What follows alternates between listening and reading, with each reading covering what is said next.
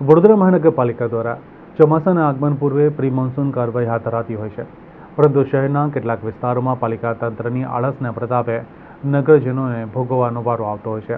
જોકે પાલિકાના તકલાદી કામનો ભોગ ભગવાન ગણેશજી બની ગયા હોવાની ચોંકાવનારી ઘટના વોર્ડ નંબર 14 ખાતે બની હતી. વડોદરા મહાનગરપાલિકાના વોર્ડ નંબર 14માં સમાવિષ્ટ ખારીવાવ રોડ ઉપર વડોદરાના વેપારી દ્વારા મહારાષ્ટ્રથી શ્રીજીની મૂર્તિઓને વેચાણ અર્થે ટ્રક મારફતે મંગાવવામાં આવી રહી હતી. રાતના સુમારે શ્રીજી મૂર્તિઓ લઈને આવનાર ટ્રકનો પૈડો તકલાદી રોડની અંદર ધસી પડતા ટ્રકની અંદર રહેલી 300 જેટલી મૂર્તિઓને પારાવાર નુકસાન પહોંચતા વેપારી દીપક સાવંત ખોટના ખાડામાં ઉતરી ગયા હતા. વોર્ડ નંબર 14ના બાહોશ અને જાગૃત કાઉન્સિલર એવા નંદા જોશી, સચિન સોની, જીલમ ચોકસી અને હરેશ જીંગરને રોડ પરના ખાડા પૂરવા માટે સ્થાનિક રહીશો દ્વારા વારંવાર રજૂઆત કરવામાં આવી હતી. જોકે રજૂઆતોને નજરઅંદાજ કરીને નગરસેવકો દ્વારા રોડ ઉપર ડામરનો કાર્પેટિંગ કરી દેવાતા મહેનતકશ વેપારીને ભોગવવાનો વારો આવ્યો હતો. આ ઘટના બન્યા પછી એક પણ નગરસેવક આ વેપારીની પડખે દેખાયા ન હતા.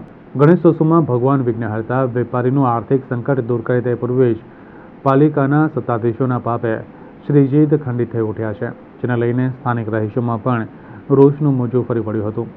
શ્રીજીની મૂર્તિઓ લઈને આવનાર ટ્રકનું પૈડું તકલાદી રોડની અંદર ધસી પડતા ટ્રકની અંદર રહેલી 300 જેટલી મૂર્તિઓને પારાવાર નુકસાન પહોંચતા વેપારી દીપક સાવંત ખોટના ખાડામાં ઉતરી ગયા છે.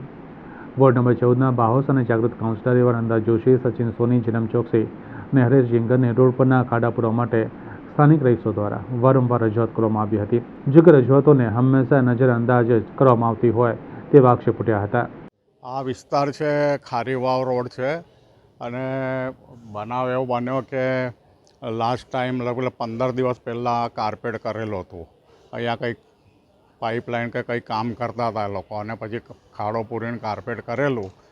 તો આજે મારી ગાડી પેનથી આવી ગણપતિ લઈને અને વળાંક પાસે એકદમ જ ટાયર અંદર બેસી ગયું, જેના લીધે અમારે ગણપતિની મૂર્તિ બી ખાસી ડેમેજ થઈ ગઈ છે અને વ્હીલ અંદર ફસાઈ ગયું છે.